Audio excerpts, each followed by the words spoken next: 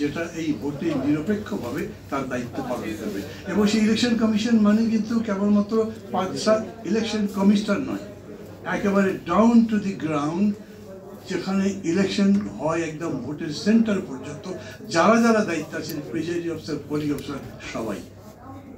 আমি ব্যক্তিগতভাবে, দলগতভাবে, কিংবা আমি মনে করি আমার জোটেরও অনেকে অ্যাগ্রি করবেন, অনেকে হয়তো নাও করতে পারে, কিন্তু এটাই আমাদের প্রথম করতে হবে যে এই নির্বাচনের ব্যাপারে তাকে সেই পুরো ব্যবস্থাটা করতে হবে। একটা পুলিশ প্রশাসন গড়বেন যেটা ভোটের জন্য মানে জনবান্ধব একটা পুলিশ বাহিনী।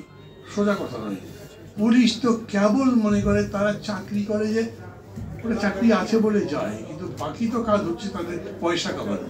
এবং ঘুষ কি পরিমাণে খায়, কিরকম নির্যাতন করে, ইয়াবা কিভাবে সাধারণ মানুষের পকেটের মধ্যে দিয়ে জেল খাটে, এগুলো তো দেখেছেন। এই জন্য এখন পর্যন্ত ওরা ভালো করে ডিউটি করে না, ওই ডিউটি করে লাভ কি, এখন তো ঘুষ খাওয়া যাবে না। ওই পুলিশকে মানুষ বানাতে হবে, সোজা কথা নয়। কত সময় লাগবে আমি বলি সেই সময় দিতে রাজি আছি। আপনি একটা প্রশাসন একদিনে বানাতে পারবেন না। ডিসিরা সেক্রেটারির মধ্যে মিছিল করে, যেরকম ইউনিভার্সিটিতে বটতলায় কিংবা মিছিল হয়, সেরকম আমরা একটা খারাপ পরিস্থিতিতে আছি। এবং সেই পরিস্থিতিতে যারা দেশকে পরিচালনা করছেন তারা কতদূর সামনে নিয়ে যেতে পারছেন সেটা একটা বিতর্কিত বিষয়। একটা ভোট হতে হবে, এই ভোটের আগে সমস্ত বিষয় সংস্কার করা যাবে না। ভোটের পরে সংস্কারের দায়িত্ব থাকবে, নতুন বাংলাদেশ গড়বার দায়িত্ব থাকবে।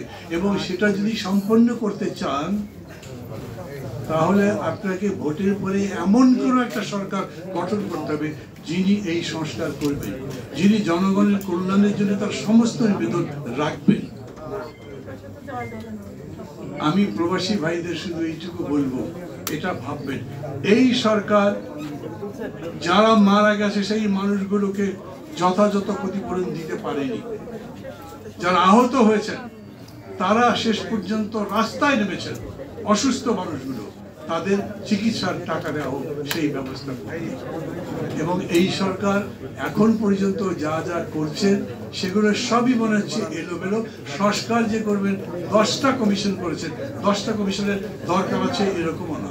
এই কমিশনগুলো রিপোর্ট দেবে, সেই রিপোর্টগুলো এক এক রকম ভাবে দেখবেন, কথাবার্তা বলবেন, তারপরে সমগ্র জাতি এক হলে তবে তো সংস্কার করবেন। জাতীয় ঐক্যমত্য ছাড়া কোনো সংস্কার তো সরকার চাপিয়ে দিতে পারবে না। সংবিধানের উপরে যতগুলো প্রস্তাব আসবে সমস্ত প্রস্তাবকে সন্নিবেশ করে তার সাম আপ করবার পরে জাতীয় ঐক্যমত্যের ভিত্তিতে যে তারা করবেন, ততখানি এক্সপার্টিস গভর্নমেন্টে আছে বেশি নাকি বাইরে বেশি, বাইরে সেই লোকগুলোর সাথে কি তারা যোগাযোগ করছেন?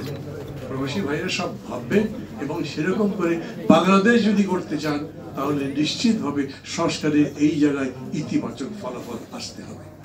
Thank you very much.